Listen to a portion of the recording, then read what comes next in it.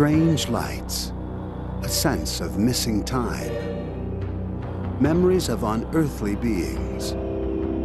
Claims of alien abduction are one of the more perplexing phenomena of the 20th century, sometimes called close encounters of the fourth kind. These experiences are said to involve humans taken aboard UFOs by aliens. In the past 30 years, there have been thousands of reports which cry out for an explanation. A logger claims he was abducted in the woods by space aliens and dropped off on the side of the road 5 days later. A performer from New York City reports being carried onto a giant UFO while his fiancée sat paralyzed in the car. Under hypnosis, a couple remember watching in horror as small gray beings snatched their baby from her crib. And two horse breeders tell fantastic stories of their meetings with aliens ever since they were little girls. There is no evidence to substantiate any of these claims, but thousands of ordinary Americans tell remarkably similar stories. Some people say these are hoaxes. Others believe they are earnest delusions.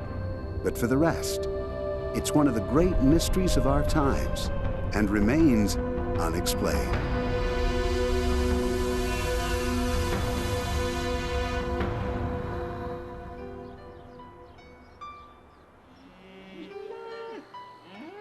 One of the best known and most controversial cases took place near Snowflake, Arizona on November 5, 1975, at a time when there were few reported cases of alien abduction.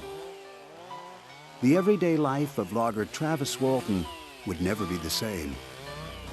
This is his story. Well, this was a long, hard day. We had just finished work. I was tired, but I was looking forward to a long drive home. The crew had worked until after sunset, hoping to complete the logging contract for crew boss Mike Rogers before the first snowfall.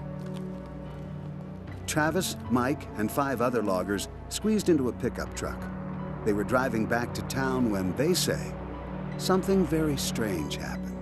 Just as soon as we got around the trees that were between us and it, we saw it hovering just less than 100 feet away. And wow, it was just like, you know, we come around these trees and wham, it's just the sight of this thing was just so intense. Nobody else got out of the truck, just him. I wasn't about to get out. At first I was, you know, kind of showing off for them, thinking that this thing was just going to take off before I got up close to it. But the closer I got, the more I realized it wasn't going anywhere, and I was starting to have second thoughts. Well, I yelled at him to get the hell back from there, you know? What are you doing? You know, it looked dangerous. I'd already decided I needed to make a run for it.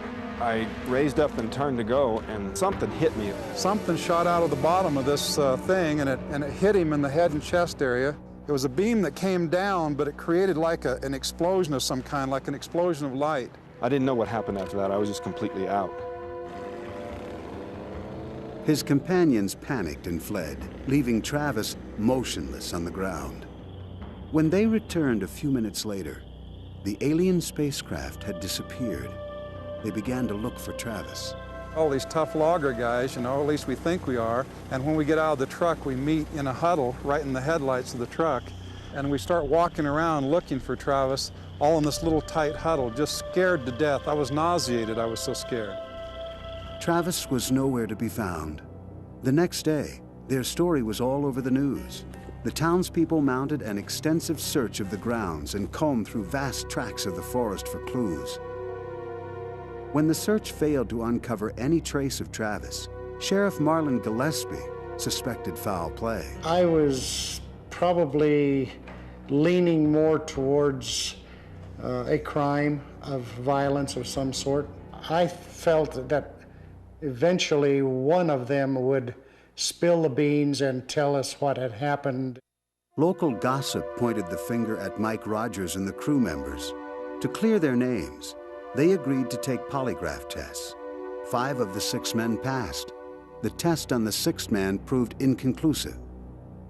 5 days after his disappearance, Travis says that he awoke on the side of the road a few miles from where he vanished. He staggered to a phone booth and called home. And then when I found out how long I'd been gone, I was so blown away by that I was kind of like catatonic for a while. These illustrations by crew boss Mike Rogers depict Travis's account of the events of the missing 5 days. Travis remembers waking up in the spaceship on a table in a sterile room, feeling tremendous pain in his upper body. Suddenly, he says, he was looking squarely into the faces of horrible creatures. It was the most terrifying sight of my life. They were sort of human-like in form, 2 arms and 2 legs, and like that, the human arrangement of features, but they were definitely not human. The eyes, they just seemed to look right into me. There was a sort of an indifference there that I found very frightening. Travis says he sat up, screaming at them to get away from him. He grabbed a nearby object and swung at the creatures who backed out of the room. I was screaming all sorts of threats at them, and I was prepared to, fight my way past them to escape. Travis describes being taken to a domed room that looked like a planetarium. When he pushed the buttons on a chair that seemed to be in the middle of space, he could see the stars. A human-like creature appeared and led him to another room where he encountered similar beings. He says he was eventually led out into a giant hangar that contained smaller spacecraft. My God, he remembers thinking, the sweet Earth could be millions of miles away. In the more than 20 years since the alleged alien abduction, not one of the loggers has come forward with a different version of the story, despite pressure from the media and offers of payment for a confession. But the questions remain. I think that the individuals that were subjected to the polygraph examination seen something that they thought was a UFO. I believe also that Travis Walton was not taken aboard a UFO, but I believe that he truly believes he was. I never set out to just to prove myself or to bring this to the world. It was a worldwide news story when I was returned, and so I really had no choice about it being known. I was just basically, and have been ever since, just reacting to other people's reactions, defending myself against all these accusations and trying to set the record straight. A research scientist at MIT, David Pritchard, organized a scientific conference about abductions many years after the Walton case. He is not yet convinced that the case for abductions has been proved. It's possible that these were caused by real aliens, but the only way that I'm going to believe it, and I don't mean just as a scientist, the only way I'm going to believe it in my heart of hearts is if we can find physical evidence. Nobel Prize-winning physicist Leon Lederman joins other skeptics in saying Travis concocted an elaborate hoax to make money and attract attention. To fake the story is the simplest thing in the world. I mean, we have to be skeptical about things. Why does a person do this? He does it to make money. If you look at the things you have to accept in that story, they're so much more incredible than just saying this guy is out to make a buck. Here I'm struggling to deal with the emotional impact of what I've been through, and then to come face to face with a sort of obstinate and irrational skepticism. People wanting to attack me without even knowing the facts. Though Travis Walton's story was portrayed in a movie based on his book, Travis claims he has profited little from his experiences. The net effect financially has been negative. The net effect on my life has been negative. I do not enjoy the attention or the notoriety. I just wish it had never happened. Travis remains convinced that his experience was real. Though there is no empirical evidence that it did happen, Travis replies there is no proof that it didn't. I'm sentimental, that's all. What's the use in trying not to fall? For New York entertainers Elliot and Deborah Novak, rehearsals are routine. Yet nothing could have prepared them for that long night 13 years ago when they say they were abducted by a UFO. They are just now coming to terms with the full range of their experiences. I remembered thinking to myself, God, if they want to take us, let's go with them. I have a fond memory of it is because it felt like a letdown when it was over. Not like I was relieved when it was over. I felt like I wanted it to go on longer, and here I was back, in New York. Television producer, writer, and entertainer Elliot Novak and his then-fiancée performer Deborah Studer finished their show at Grossinger's Resort Hotel in the Catskill Mountains at 11 o'clock on August 23, 1984. Within minutes, they had packed their bags and props and were on their way back to New York City via Route 17 South, a trip that would ordinarily take them about 2 hours. Tonight, however, things didn't work as usual. Elliot looked up and saw a set of mysterious blinking lights. He pointed them out to Deborah, and she pulled over. The lights stopped blinking and began to move toward them. Only then did they see 3 separate lights located on the corners of a giant triangle, a dark metallic object. This illustration is Elliot's interpretation of what they saw. It was so large that you couldn't see any sky if you looked left or right or back. It filled your entire line of vision and peripheral vision. It was like the size of a football field. That's the best way I could describe it. The object moved over the car without making a sound and suddenly stopped, bathing them with an intense bluish-white light. I remember at one point seeing a flash of light and then nothing. I do remember the feeling of butterflies in my stomach and as if you were in a small plane that was going up and down and changing altitude. The next thing they remember, the object was gone. The passenger door was open and Elliot's legs were hanging out. But there was something even more puzzling. I raised myself up and closed my pants up. I had no idea what was going on, why my pants were down, what I was doing with my legs out of the car, why Debbie didn't say to me, "What are you doing with your legs out of the car with your pants down?" Nothing. We said nothing to each other. We just drove on. They arrived back in New York City about an hour and a half later than usual.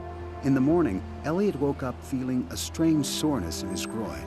The aftermath the next morning of being sore down there and having bruising on my thighs and on my legs and on my groin, and I urinated blood that morning for the only time in my life, the only time this ever happened to me. Oddly enough, an article in the New York Times the next day provided details of similar UFO sightings reported over a period of months by thousands of residents in the Hudson Valley. Accounts of a gigantic triangle with lights in the summer skies. Science educator and author Philip Imbrogno says he was one of those who saw the 3-cornered spacecraft.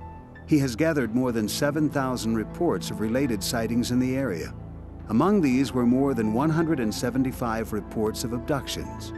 Number of cases that offer good data. We're talking about people who are looking for publicity, people who have passed psychological testing and so on. The number in the Hudson Valley is still staggering, well over 175. I didn't know anything about abduction. I didn't know anything about spaceships, so it wasn't until after it was over did I really begin to think that I was taken aboard an alien spacecraft.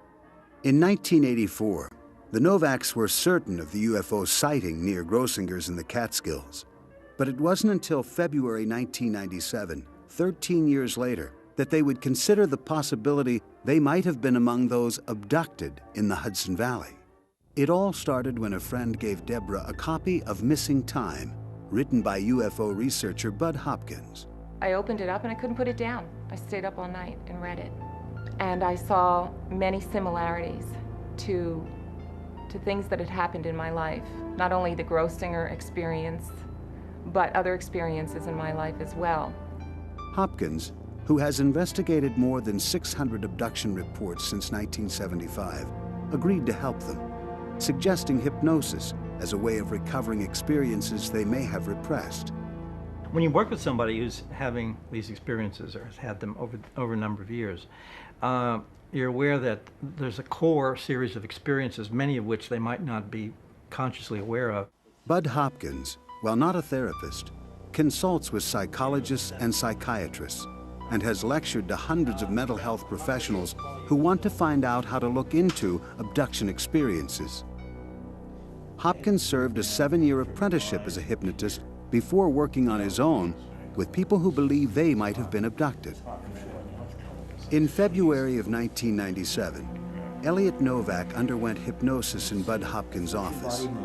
The videotape from that session shows Elliot as he remembers finding himself in a cold room on a metal table with shadowy figures nearby. Is there any part of your body where you feel that tingling more intensely than any other part, or is it all over? It's just in my groin, like I fell asleep. I could see my legs up because I could see the tops of my knees, but I had no feeling there whatsoever. But the fellow on the right was doing something down there because I could see him. I could see his head right here. I just can't imagine that they would and perform these. I mean, how often do you have to do that? During her own hypnosis, Deborah reported that when the UFO passed over the car, she turned to Elliot, but he was gone. She had apparently been left behind. After their hypnosis sessions, Deborah and Elliot compared their newfound recollections. You didn't see me next to you. Where did you see me anywhere? No. Outside? No. My next recollection was that I pulled back onto the road, and he was there again. Deborah not only recalled the 1984 UFO sighting, she also remembered a night in 1982 when she recalled lying in bed terrified while a strange light filled the room. This time it was she and not Elliot who was taken. She recounted chilling details of what she says occurred aboard the alien craft. At your abdomen, do you feel something different Yes. there? What do you feel at the abdomen? It's different.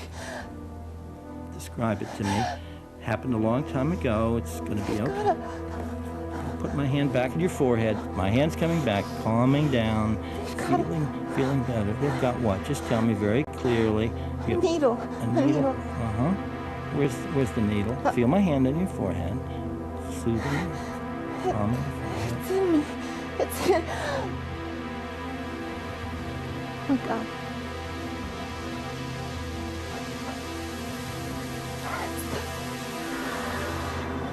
Critics say that the alien abduction experience is invented when a person is under hypnosis, and that hypnotists plant the abduction stories when a person is in a vulnerable state of mind. Even members of the UFO research community acknowledge that such manipulation is possible. Psychologist Stuart Appel says that hypnosis can also create false memories. These false memories can be believed with complete conviction on the part of the individual who is hypnotized. To that extent, hypnosis must be used with great caution and with great skill so that one avoids creating false memories, especially memories of the kind that can have a major impact on one's sense of identity, one's sense of purpose, one's worldview. David Jacobs, an abduction researcher, agrees. He has conducted hundreds of hours of hypnotic regressions and thinks that abduction investigators should develop standard scientific procedures. Anybody can do hypnosis on anybody else as long as that person wants to be hypnotized. The problem is that people can fabulate. They say things that are not true. Their memory is faulty even under the best of circumstances. Bud Hopkins argues that the memories of abductees are deliberately wiped out or suppressed by the aliens during an abduction experience, and that hypnosis has been extremely effective when conducted carefully. This isn't something like a self-repression of memory that might go on with somebody who said something terribly traumatic and doesn't remember it, which we do know happens. This is a thing which seems to have been imposed from the outside. Hopkins says he uses hypnosis to counteract a similar state induced by the aliens. He recovers memories he believes the aliens have suppressed. Journalist C.D.B. Bryan, who has written a book about abductions, does not believe that abductions are real, but he has watched Hopkins hypnotize 2 other abductees and defends him. I've watched him try to lead them, to demonstrate to me, for example, that you cannot make them say something that they don't want to say. And I think the great criticism against hypnosis is that they are trying to please the hypnotizer, or they're simply making things up. I didn't see this happen. As UFO skeptics and researchers debate possible explanations for the abduction phenomena, Elliot offers his own. Eventually, everyone is going to be made aware of this. It's happening with too much regularity. It's happening to people who never believed that anything like that could happen to them. It's beyond the realm of the lunatic fringe reporting these things only. And you know, you can't prove it to people who don't believe. You just have to wait, and that's human nature. You know, until it jumps up and bites you on the nose, you're not going to believe it. We're just ordinary, everyday people that this has happened to, and it can happen to anybody. I didn't want to believe that it happened to me, but it did. Joyce Ahrens and her family believe that what happened to them was not an isolated incident. One highly controversial study conducted by the Roper poll suggests that hundreds of thousands, even millions of Americans, have memories that indicate that they may have been kidnapped by aliens. Abduction researchers believe these abductions happen generation after generation, as this family from West Plains, Missouri can attest. Their story starts one evening in the fall of 1976, in the presumed safety of their home. I remember just lying there, trying to relax. I'd opened my eyes, I seen a red light flowing across the ceiling, which it almost looked like the Aurora Borealis. Dan and Joyce Ahrens say the room was dark except for the unusual light, which they describe as about 4 or 5 feet in diameter. They say it hovered over the baby's crib at the foot of their bed where their 1-year-old daughter Heather slept. Dan says that when he tried to get up, he found himself immobilized. That was the most frightening feeling I guess I've ever had in my whole life, is not being able to move. I was screaming for him to help me because I couldn't move. And I didn't know that he was paralyzed too. And we both sat up in the bed at the same time. And I said, "What the hell was that?" The incident was over in what seemed like an instant.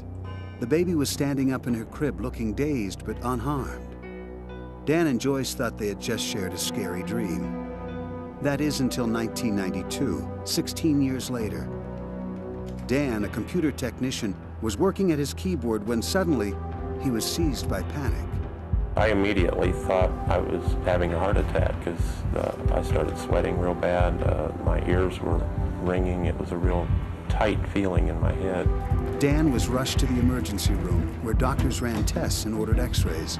When the results were in, they concluded that Dan had suffered an anxiety attack and sent him home, but the symptoms persisted.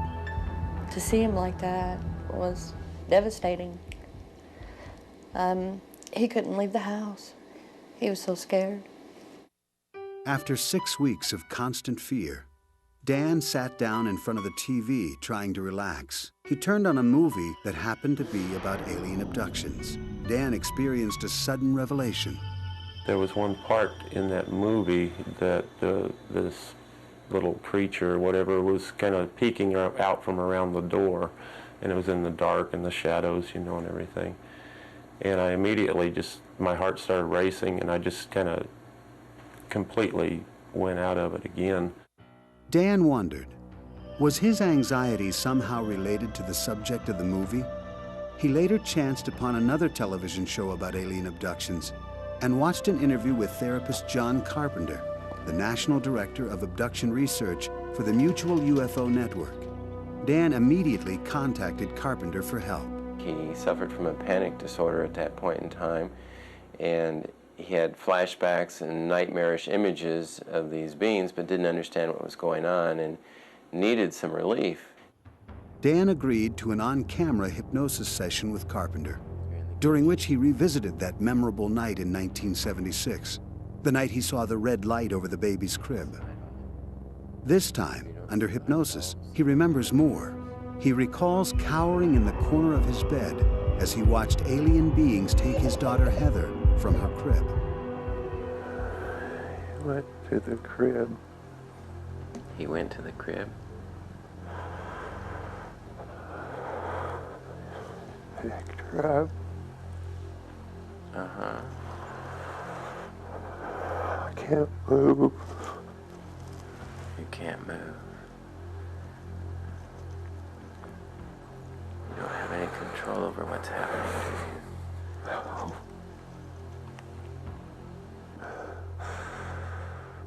What do you see happening now? He took her. He took her. Under separate hypnosis, Dan's wife, Joyce, recalled the same sequence of events. They both say little beings marched them outside, and together the family was floated onto a spaceship. I never wanted it to happen to my children. I didn't realize until later that it had. But when they took her, I couldn't do anything. Heather, now 22 and married, remembers a series of abductions beginning in childhood, when she was forced to play telepathic games with the aliens. How do you play the game? If I pick up that one, he'll let me go.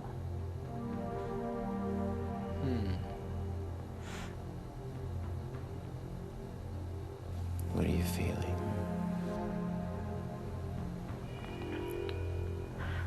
I want to go home. Mm-hmm. What does he tell you about that? If I pick it up, he'll let me go. The Aarons family believes alien kidnappers have not only intruded in the lives of their children, but are now visiting one of their grandchildren. He calls them his little buddies that come in his room and play. He said he wanted to watch the ship leave. I'm not gonna tell him that it's not real because it is real. Skeptics would say that Dan, Joyce, and Heather could have constructed their stories together before hypnosis. But then they'd have to know how to answer the trick questions and the leading suggestions, which I provide. Plus, there are many details they wouldn't know about that we would be looking for as markers for truthfulness and reliability with other abduction data. Researchers also believe abductees are sincere because of another consistently reported feature of abduction accounts: the insertion of alien implants. I turned my head to the right, and this taller being came over. And he kept telling me that it would be okay, that they wouldn't hurt me. And then they took this very long needle, and they put it up my right nostril, and I closed my eyes when I heard it crunch. And then I became very calm. Objects said to be these implants have been recovered. MIT's David Pritchard has examined the composition of one of these reported implants in a laboratory and contends there is absolutely no physical proof of alien activity. If we don't find physical evidence, and we haven't, then we have to lump this in the category of fairies, elves, near-death experiences people report, or we're going to be back to the days of the medicine men running our society. With the help of hypnosis, Dan's anxieties subsided and he returned to work. But what once seemed out of this world has now become a part of his life. If this is some sort of mental thing that's happening to people, then why aren't the scientists or the doctors or whatever trying to find a cure? Two Virginia women report extraordinary stories of being abducted together by aliens for more than 40 years. Anna Jamerson and Beth Collings, not their real names, claim these so-called paired abductions are ongoing to this day. Beth is a professional horse trainer, lecturer, and farm manager. She works for Anna, who owns a horse farm, and is also a consultant for the U.S. Forest Service. I'm not entirely sure how many experiences Anna and I shared. We can account for somewhere close to 30 or 40 from early childhood. On a December evening back in 1991, Beth was headed for Anna's farm where she lived while teaching horseback riding. Having driven this stretch uneventfully many times before, nothing hinted that this trip might be different, but it was. I saw lights in the sky. I thought it was a plane that was in trouble, yet the lights were not coming toward me or moving away. They seemed to be stationary. Curious, Beth parked and got out. Above her, the lights shone with an unearthly intensity. She hoped to catch a glimpse of a fuselage of a plane or helicopter. And then it struck her. There was no sound, as you'd expect, just silence. And the lights were frightening, and I couldn't understand why that was familiar to me, and I wanted to run as fast as I could, and yet I couldn't move. I had to see. Within a blink of an eye, I was surrounded by light that seemed to be coming from these lights in the sky, very close overhead at that point. And again, within the blink of an eye, I was not there. Instead, Beth was back on the road more than an hour later. Beth says she assumed she was having a nervous breakdown. In desperation, she sought out the help of her close friend and employer, Anna Jamerson. My first reaction was that she'd been working too hard, so I needed to stay home from work and give her some time off, and she would get herself back together and things would go on as normal. But things didn't go on as normal. Beth had another disturbing experience on a drive home from a business engagement. Again, there were lights and a period of time she couldn't account for. After the second time, I knew there was something definitely wrong, that it wasn't that she was losing her mind, that something else was going on, because she had seen bright lights in the sky both times. At that time, Anna knew little about UFOs. She and Beth had once seen some unusual lights over the barn, but she didn't think much about it. Now, she became concerned. I knew I couldn't handle it. We couldn't handle it together.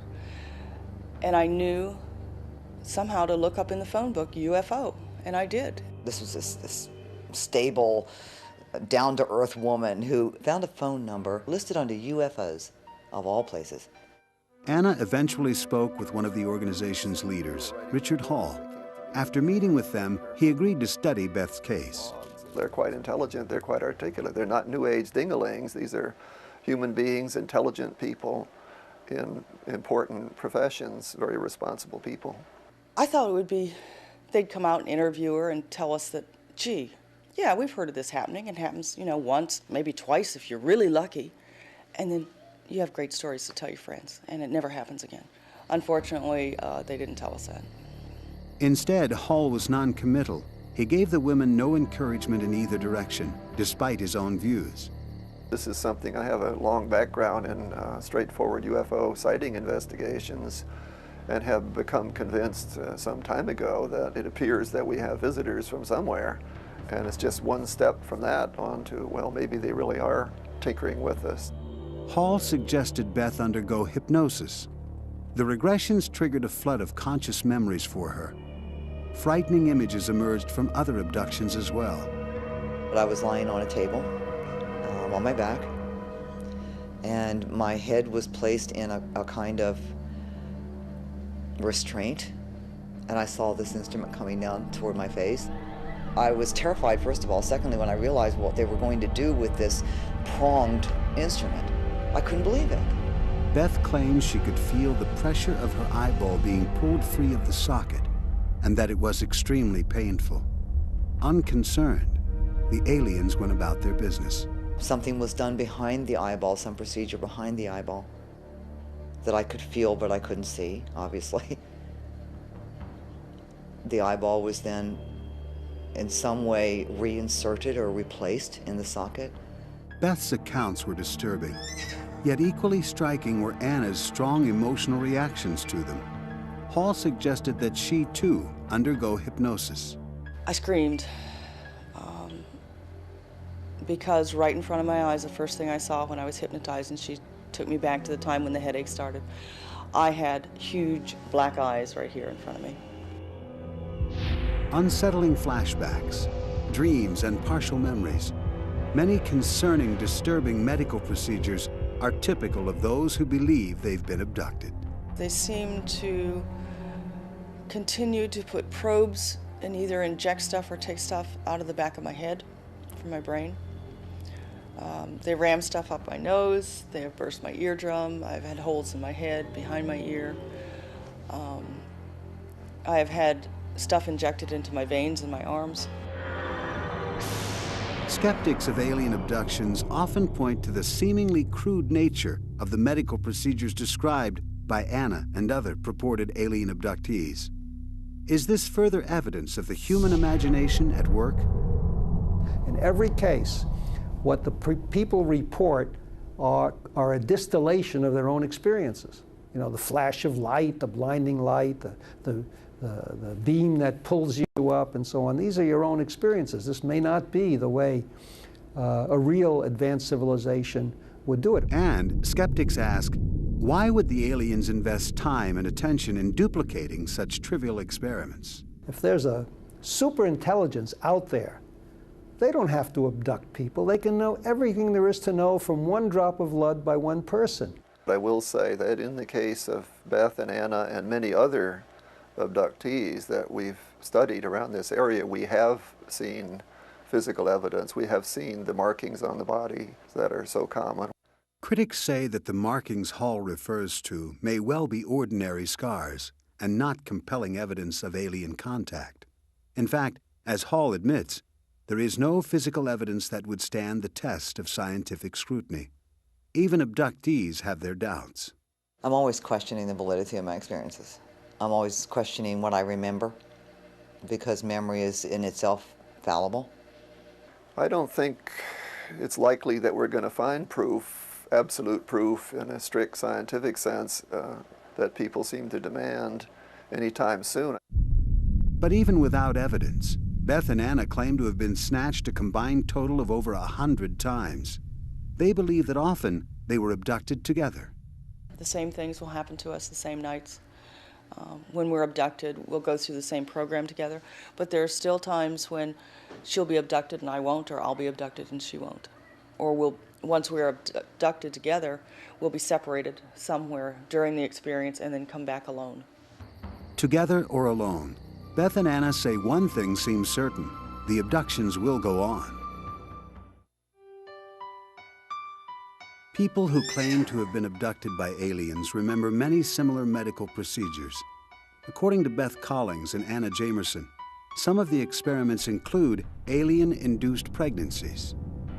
The procedure for pregnancy was insemination, a form of insemination. There was no sexual contact, certainly, but the action was very much like insemination. Beth says the results of the alien insemination were not long in coming. I would have an abduction. A month or more later, I would start having morning sickness. Later, Beth says she would be abducted again and something removed. Then, according to Beth, the symptoms would cease. They take it as if you were nothing more than an incubator. It's like being raped over and over and over again. No anomalous pregnancy has ever been medically documented in an abductee. Nevertheless, Anna and Beth even describe being presented with hybrid human-alien offspring. When this child is supposedly born, it's presented, and I have been told, this is your child. It looks like a cross between human and them. I don't feel like it's mine. I don't relate to it. I remember them presenting me with children they tell me are mine, and they want me to hold them and I won't, and I've dropped them. Both skeptics and believers wonder why extraterrestrials would so aggressively manipulate the lives of Beth and Anna. Anna says she has seen visions of the destruction of the Earth by earthquakes, windstorms, and fires. She says the aliens have her in intense training to learn to fly alien spacecraft, and assumes this training will enable her to leave the planet if these terrible times come to pass. This is where I at least feel I get to pilot the ship, steer the ship. I've been told I'm being prepared to live some other place, whether that be another planet or a spaceship, or all I know is it's someplace else. Beth still prays for an end to the ongoing abductions. When I'm terribly, terribly frightened, and it's typical human response is, you know, oh God, get me out of here. If you save me from this, I'll do anything you want.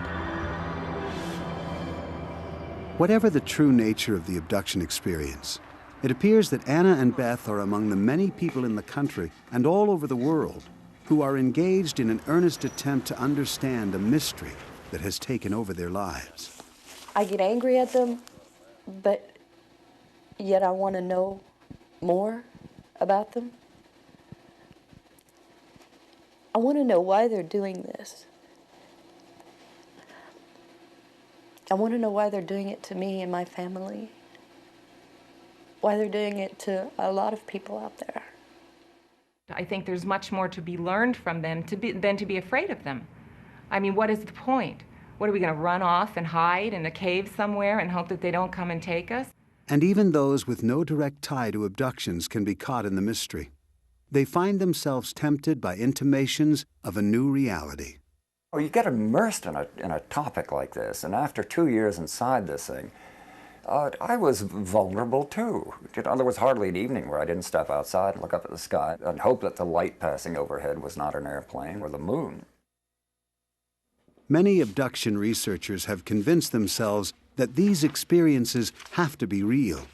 They have no doubts. People are physically missing from their normal environment. Police have been called, search parties have been sent out, distraught mothers have been in hysterics, where's my children? All of this is part of the abduction phenomenon. And not only that, people come back with unusual marks on their bodies and scars on their bodies that weren't there literally the day before or an hour before. Scientists who have closely studied the abduction phenomenon are not convinced. They question much of the evidence.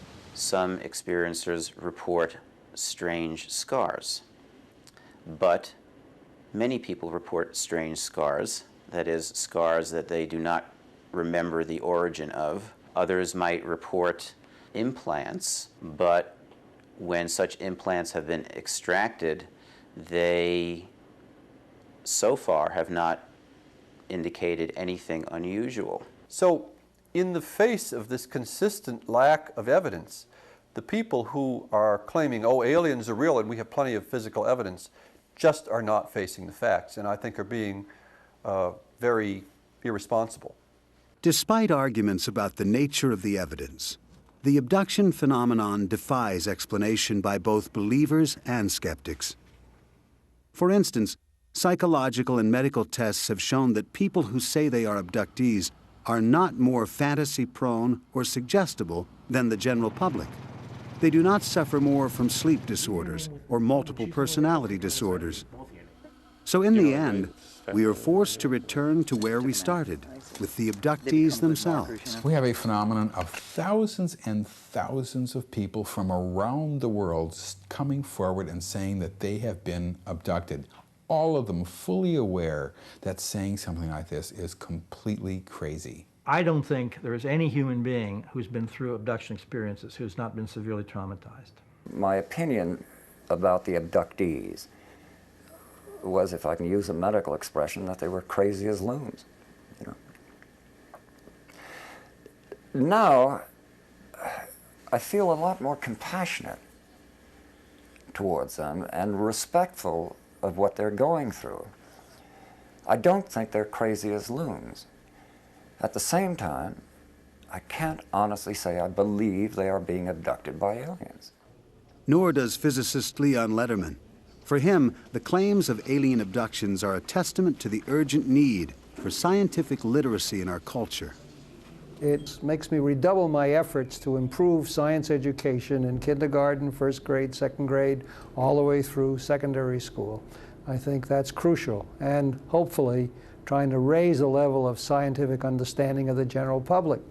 I know what I've seen, and there's nobody in this world that's going to tell me that I didn't see it. I've seen them, I've touched them, I've been there.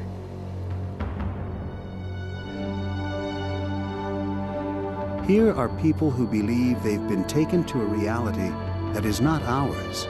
They have traveled to a world that they cannot understand, a world that remains unexplained.